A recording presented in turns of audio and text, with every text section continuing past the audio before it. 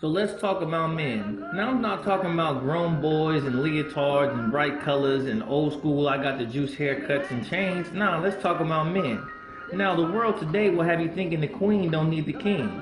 The world today will have you thinking a single parent home is just as effective as a two-parent home because men can be replaced like material things or financial gain. So let's talk about grown men. See, grown men bring authority, discipline, stability, strength, security, and most of all, identity. And all these things describe love. Now, a lot of men don't know how to love a woman. They think providing a house and a car and food on the table is loving your woman. And you're sadly mistaken. And she will let you know. And usually the last words to a man before a woman leaves him is, "You don't know how to love me." Because even though provision is great, it's not love. Quick Bible lesson.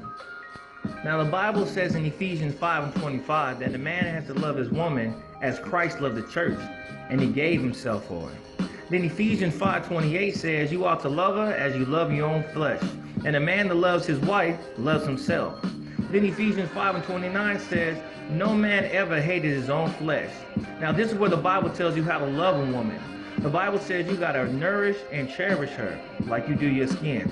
Now if you feel you can do all that from a distance, and 1 Peter 3:7 says, husbands likewise dwell with them with understanding, giving honor to her. So it means you got to talk to her and just get to know her. Now, you know it's hard for a woman to cheat on her job for you? Because the sad reality, her job is the only man she knows. You see, that job provides for her. That job gives her stability.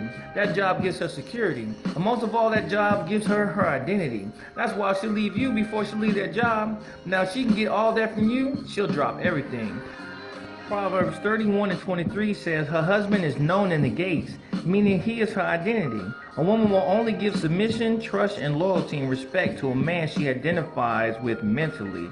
This is why a queen is too much for a peasant to handle, because her intuition and backbone is designed for the foundation and strength of a king. Genesis 1:24 says, a man will leave his father and his mother and be joined to his wife, and they shall become one flesh. Now this is why free love ain't free. This is why there's a high price to pay for stealing your essence from a woman. This is why there's a lot of women walking around like time bomb, because they have been joined to so many men they're confused about their identity. So eventually she'll love you to death.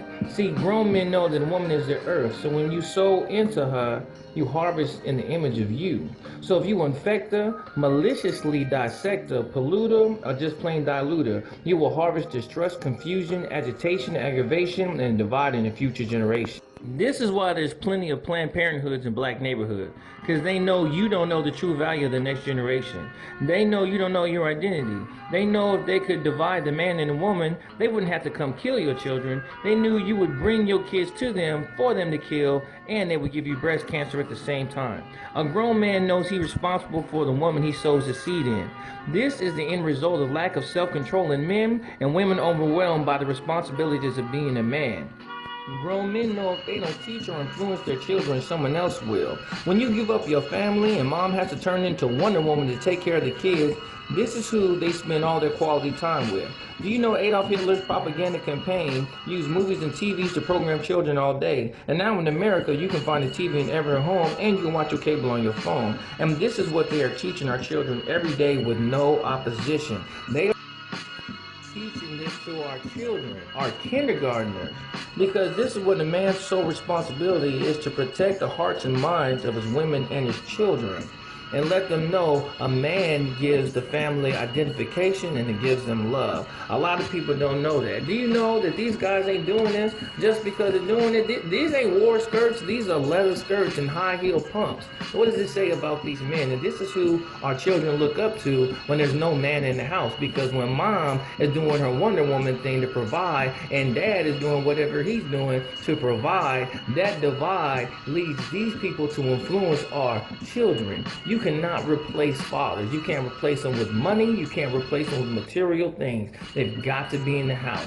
Our children are precious and they're getting killed. You know why we're 13% of the population? Because abortion is rampant. If we knew our identity, if you truly know your history, you would not participate and you would teach your children to be more, because that's what men do.